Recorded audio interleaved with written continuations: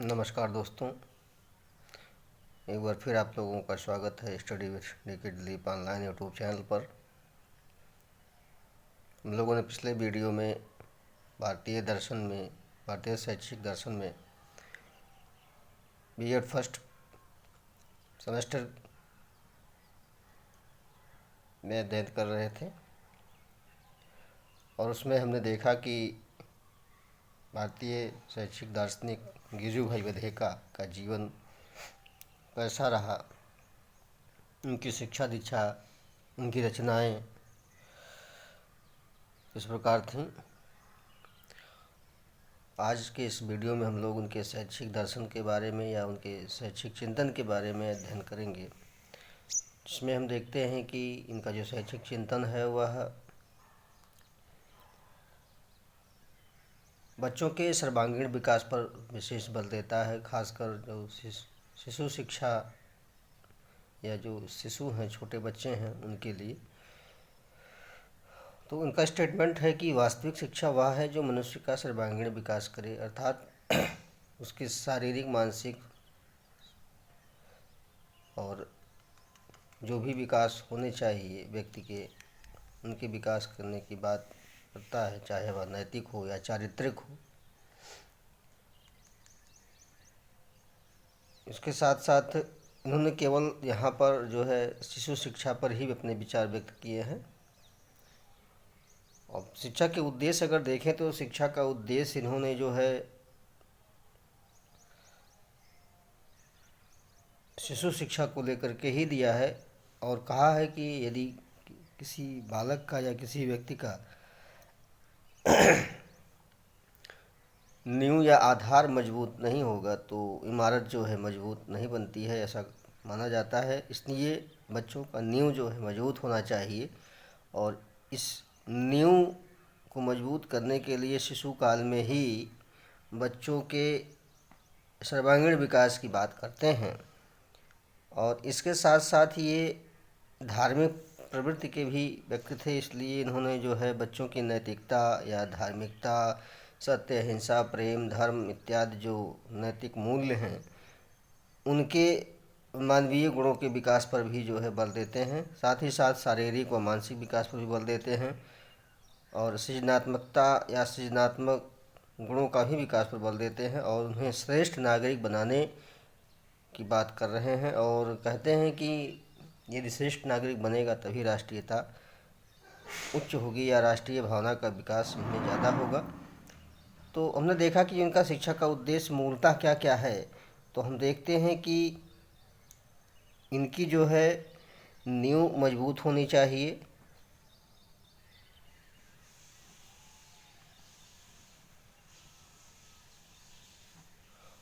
और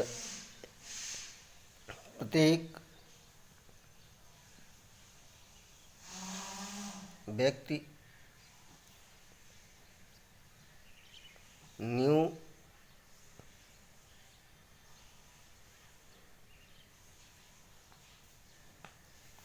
शिशु काल में ही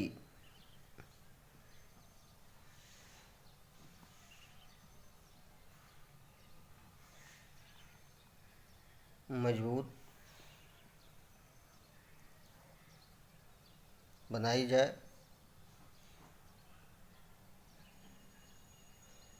क्योंकि यदि नींव मजबूत होती है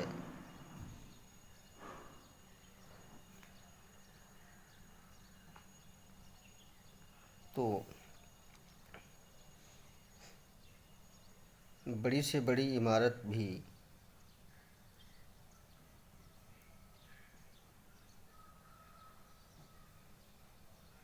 कभी गिर नहीं सकती।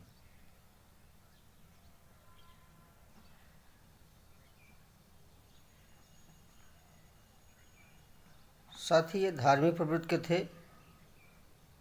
तो धार्मिक नैतिक मूल्यों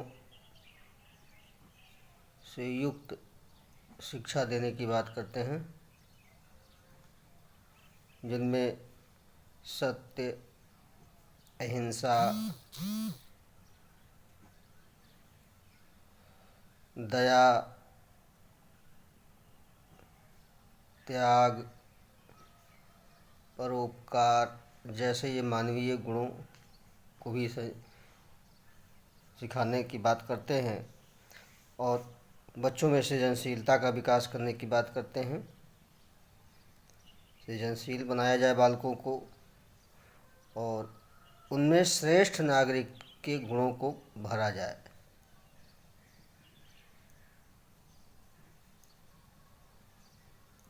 श्रेष्ठ नागरिकों के गुण विकसित किए जाए।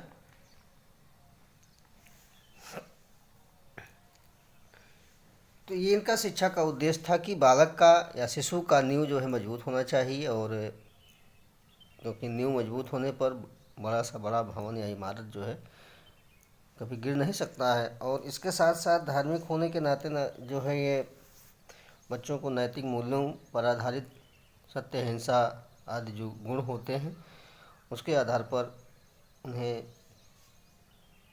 शिक्षा मिलनी चाहिए। अब इस शिक्षा के लिए इन्होंने कौन सी पाठचर्या रखी है इसके बारे में चर्चा कर लेते हैं। तो मुख्य रूप से इन्होंने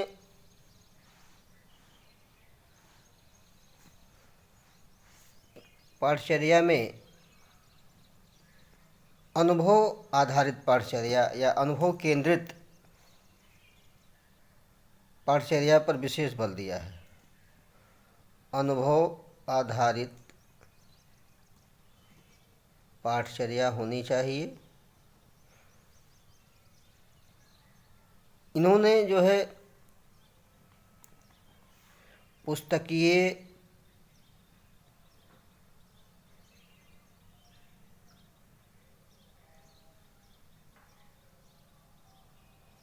प्रणाली का जो है विरोध किया है,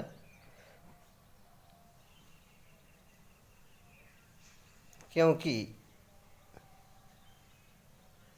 इसमें व्याख्यान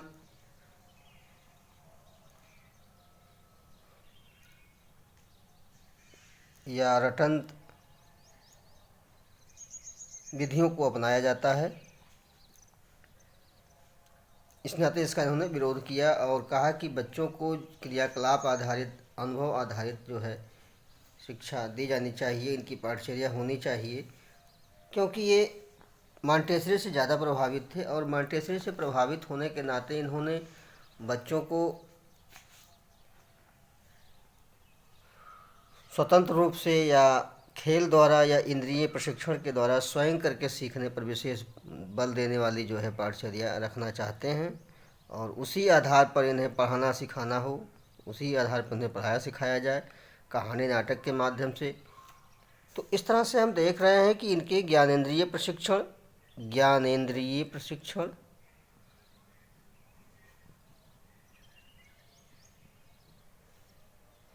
खेल द्वारा सिखाना,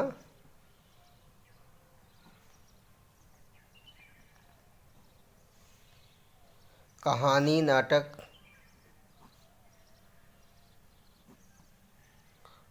नाटक के माध्यम से सिखाया जाए।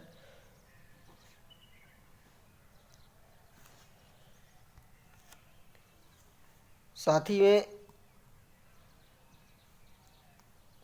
स्वयं करके सीखने,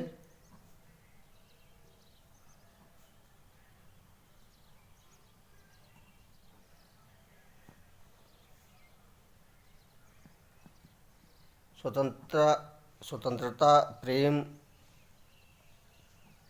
पर आधारित हो।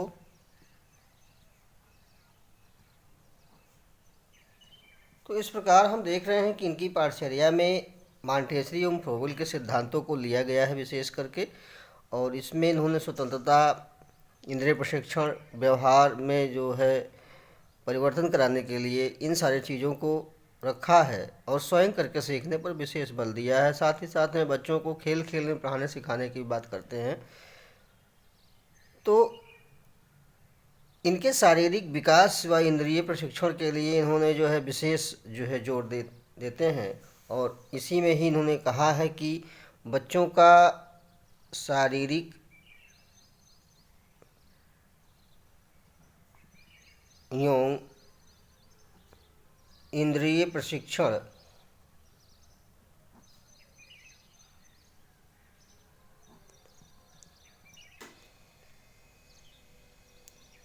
कराया जाए।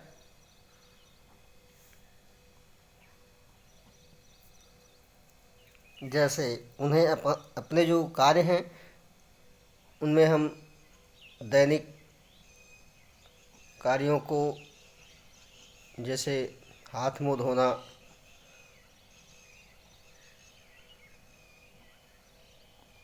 कपड़े पहनना,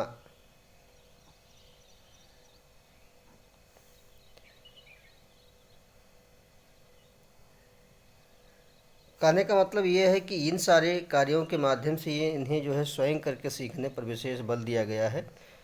अपने कमरे की सफाई, अपने किताबों की देख रेख। तो इससे इनका क्या होगा कि इनकी जो कर्मेंद्रियां हैं वो मजबूत होंगी। इन्हीं कर्मेंद्रियों को मजबूत करने की बात करते हैं। साथ ही साथ ज्ञानेंद्रियों को भी उन्होंने प्रशिक्षित करने की बात किया, और इस ज्ञानेंद्रिय प्रशिक्षण में उन्होंने तमाम उपकरणों को रखा वहाँ पर, जो बच्चे उस वस्तुओं के साथ या उन पर्यावरण के साथ संबंध बना करके, वस्तुओं से क्रियाकलाप करके या उन्हें देख करके, उनकी ध्वनियों को या उनके गंध को या उनके प्रतिमा प्रतिबिंब को देख करके उस पर जो है स्पर्श करके उन्हें स्वतंत्र जो है प्रशिक्षित करने का जो है अवसर दिया। तो कर्मेंद्रीय प्रशिक्षण और ज्ञानेंद्रिय प्रशिक्षण दोनों की बात करते हैं। ज्ञानेंद्रिय प्रशिक्षण,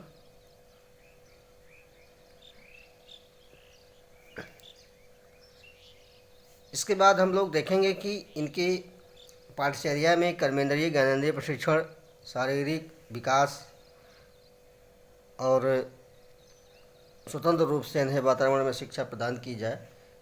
इसके बाद इन्हें सिखाने पढ़ाने के लिए भाषा कौन सी होनी चाहिए, उस पर यही चर्चा कर लेते हैं कि कौन सी भाषा हो। तो यदि हम भाषा की बात करें तो उन्होंने मातृभाषा में शिक्षा देने की बात की है। मातृभाषा में शिक्षा, यानी जो उनकी मातृभाषा हो, उनका लोकल लैंग्वेज हो, उसके आधार पर उन्हें शिक्षा प्रदान किया जाए। तो इन्हें जो है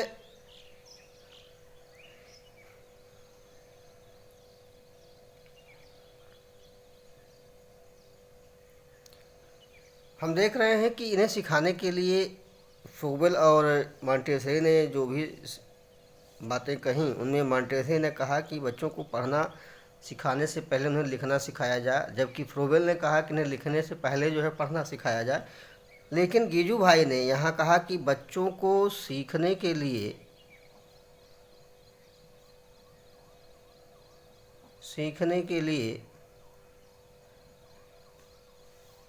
कोई बंधन नहीं लगाया जाना चाहिए।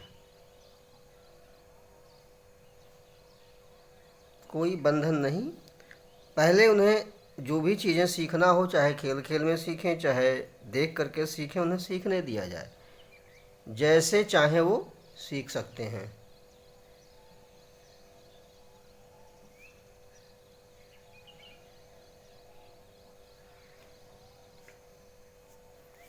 और सर्वप्रथम उन्होंने यह भी कहा कि बच्चों को कहानी सुनने सुनाने दो, या उन्हें वार्तालाप का अवसर, नाटक का अवसर दिया जाए।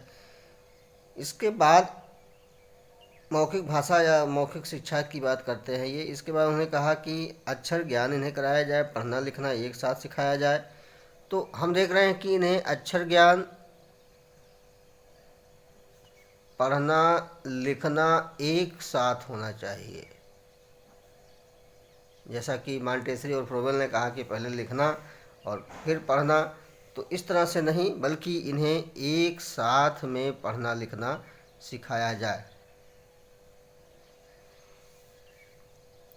और बच्चों के पढ़ने लिखने पर इनकी प्रशंसा भी किया जाए, प्रशंसा भी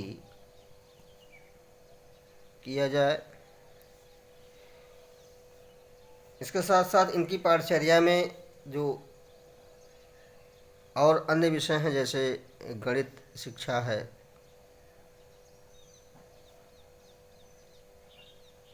गणित शिक्षा, संगीत शिक्षा, बच्चों को संगीत भी सिखाया जाए। इतिहास, भूगोल,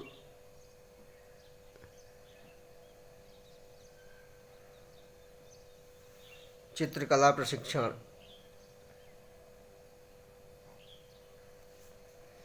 और धर्म या धर्म प्रधान शिक्षा या नैतिक शिक्षा, धार्मिक शिक्षा और नैतिक शिक्षा की भी ये बात करते हैं, क्योंकि इनका जो बचपन था या इनके जो माता पिता थे, इन्हें धार्मिक नैतिक बातों को वहीं से सीखने को मिला। तो इस तरह से हम देख रहे हैं कि इनकी पाठचर्या में मातृभाषा में सिखाने की बात की जा रही है, साथ साथ में लिखना पढ़ना साथ ही में कराया जाए, उनमें सृजनशीलता का विकास किया जाए, उन्हें सुनने बोलने की शिक्षा दी जाए। साथ ही साथ गणित सिखाने की बात करते हैं और कहते हैं कि बच्चों को जोड़ने घटाने आदि क्रियाओं के अवसर मिलने चाहिए। संगीत शिक्षण में कहते हैं कि बच्चों को नाचने गाने का स्वतंत्र अवसर दिया जाए, उन्हें जबरन कुछ नहीं सिखाया जाना चाहिए, और जबरन सिखाने से उनमें जो है मानसिकता या सर्वांगीण विकास इनका जो है नहीं हो पाता है। इसके साथ साथ में इतिहास भूगोल के बारे में भी जानकारी हो, कहानियों के माध्यम से भौगोलिक तथ्यों को जानने का या भौगोलिक भ्रमण पर जाने का इन्हें अवसर दिया जाए। साथ ही साथ में चित्रकला के माध्यम से भी इनके कर्मेंद्रियों ज्ञानेंद्रियों के प्रशिक्षण देने की बात करते हैं। तो ये इनका पाठचर्या है। इसके बाद हम लोग देखेंगे कि इनका अनुशासन कैसा था। तो बच्चों के अनुशासन के संबंध में इनका जो विचार है वो है, ये कहते हैं कि दमनात्मक अनुशासन नहीं होना चाहिए, क्योंकि हम देख रहे हैं कि बार बार ये स्वतंत्रता के समर्थक हैं। तो दमनात्मक के ये विरोधी थे, दमनात्मक अनुशासन के विरोधी थे, और इन्होंने कहा कि बच्चों में दमनात्मक अनुशासन से इनका स्वाभाविक विकास नहीं हो पाता है, इसलिए इस अनुशासन को नहीं रखा जाए, और इस अनुशासन के द्वारा जो है बच्चों में हीन भावना पनपती है। इन्हें डांटिए डपटिए नहीं, इन्हें पीटिए नहीं, उन्हें अभिव्यक्ति के पूर्ण अवसर दीजिए। तो इस तरह से इनका जो वातावरण होना चाहिए प्यार से होना चाहिए वातावरण में, इन्हें सुख सुविधाओं का इनके ध्यान रखना चाहिए। तो इस प्रकार से देख रहे हैं कि इन्होंने जो अनुशासन की बात किया, तो ये स्व अनुशासन की बात करते हैं। स्व अनुशासन यानी खुद से बालक में अनुशासित होने की बात करते हैं।